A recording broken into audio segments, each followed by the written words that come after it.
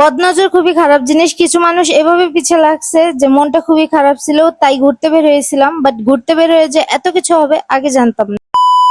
তো মাও যাওয়ার প্ল্যান ছিল আমাদের অ্যানিভার্সারির দিনে, বাট রিয়াজের পায়ে ব্যথা হওয়ার কারণে আমরা যাইতে পারি নাই। তো আজকে রিয়াজ হঠাৎ করে বলতেছে আমার পাওটা কিছুটা রিকভার হয়েছে এবং মনটাও ভালো না কিছু মানুষের জন্য যেভাবে পিছিয়ে লাগছে। তো আমাদের প্ল্যান ছিল প্রথমে আমরা যাব 300 ফিট, বাট এমন হইলো যে যেতে পারলাম না। তো ভিডিওটা শেষ অব্দি দেখে থাকেন, তাহলেই বুঝতে পারবেন কেন যাওয়া হলো না। দুঃখের বিষয় হচ্ছে আমরা 300 ফিট যাওয়ার আগে একটা পোস্টও করছিলাম যে কে কে আসেন 300 ফিট আসেন, আমরা আসতেছি, বাট যাওয়া হলো না। মাঝখানে আমরা একটু থামলাম, কজ আমরা সকালে নাস্তা করি নাই, কিছু হালকা পাতলা খাবো, তারপর আবার রওনা দিব। তো আমরা বিকাল 4:30টায় রওনা দিছিলাম। রওনা দেওয়ার কথা ছিল 3টা বাজে, বাট কিছু ভেজালের কারণে 4:30টায় রওনা দিছি। পৌঁছাতে পৌঁছাতে ঢাকা যেতে যেতে আমাদের 6:30 বাজে গেছে। দেখেন এত সুন্দর ওয়েদারটা দেখে বের হয়েছিলাম বাসা থেকে, আর হঠাৎ করে ওয়েদারটা এমন হয়ে গেল যে আমরা ভিজে পুরো একাকার। কজ চাকার টায়ারের পানিও আমার শরীরে আসছে, আমার জামা কাপড়ের অবস্থাও খারাপ। এবং তো আমরা একটু থামছি বাস স্ট্যান্ডে, কারণ এত ভিজা যাওয়া পসিবল না, ঠান্ডা লেগে যাবে, এমনিও ঠান্ডা লেগে আছে আর রিয়াজ তো অসুস্থই। তারপরে ঘুরতে এসে আজকে আমরা ফাইসা গেছি এক কথায়। আর মূলত হচ্ছে আমাদের ওই পোস্টটা দেখে হয়তো কেউ কেউ বদদোয়া করছে যাওয়ার পথে যাতে আমাদের কিছু হয়, তাদের দোয়া আল্লাহ কবুল করছে, বৃষ্টি দিয়ে দিছে।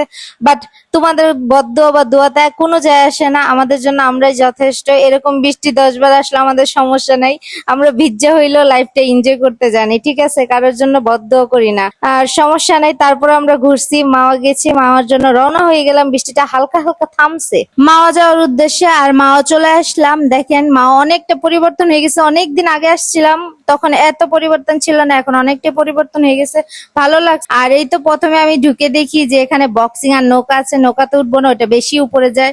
তো বক্সিং এর রিয়াজ আমাকে চ্যালেঞ্জ করতেছিল, দেখি কার বেশি উঠে, তোমার না আমার, কারণ আমরা দুইজনই মারামারির ভিতরে একেবারে এক্সপার্ট। তো রিয়াজ আমি চ্যালেঞ্জ দিলাম ওকে, দেখি কার বেশি উঠে।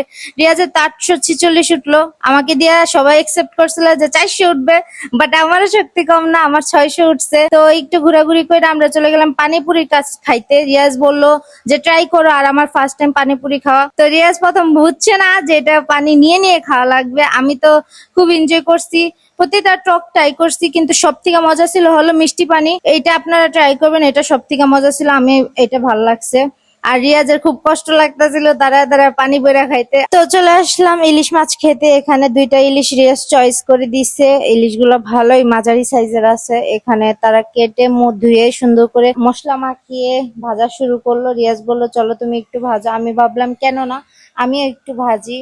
তো আমি একটা উল্টাইতে যেই পারি নাই, মূলত কাজ না করলে যা হয় আর কি। তারপরে আমি আর করলাম না ভাই, আমার অনেক কষ্ট লাগে কাজ করতে। তারপরে আমাদের টেবিলটা গুছিয়ে দিল।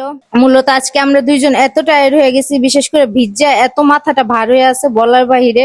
তো প্রচন্ড ক্ষুধা ছিল পেটে, গরম গরম ভাত চলে আসছে। রিয়াজ আর আমি বসে পড়লাম টেস্ট করার জন্য কেমন হয়েছে আপনাদের জানাচ্ছি, আপনারা চাইলে এখানে আসতে পারেন। তো এখানে আমি প্রথমেই নিয়ে নিছি শুটকি ভর্তা।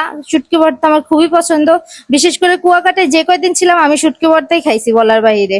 রিয়াজ এখানে লেজ ভর্তা ভাতটা নিছে, আমাকে জিজ্ঞেস করতেছিল কেমন হয়েছে, আমার কাছে খুবই ভালো লাগছে, আপনারাও ট্রাই করতে পারেন। তারপর রিয়াজও খাচ্ছিল, রিয়াজের কাছে খুবই ভালো লাগছে। আর সারাদিনের টায়ার্ডনেসটা যেমন লাগে কিছুটা কমে গেল খাওয়া দাওয়া করে। আর গরম গরম ইলিশ মাছ নিয়ে নিলাম, আমার কাছে খুবই ভালো লাগছে। রিয়াজ আমার খাওয়া দাওয়া শেষ, এখন বিল দেওয়ার টাইম। ভাইয়া টেবিলটা মুছতেছিল কারণ আমরা কিছুক্ষণ একটু বসেছিলাম। তারপর বিল দিল রিয়াজ, বিল দিয়ে আমরা আবার 300 ফিটের দিকে গেছিলাম। বাট এত বৃষ্টি বলার বাহিরে, আমরা যাইতে পারি না। শেষমেশ আমরা যখন বাসার দিকে রওনা দিছি, দেখেন অবস্থা রাস্তার, ধুমায় বৃষ্টি হইতেছে। তাই আমরা রাস্তায় কিছুক্ষণ দাঁড়াইছি, কজ এত ভিজলে ভাই মরে যাব।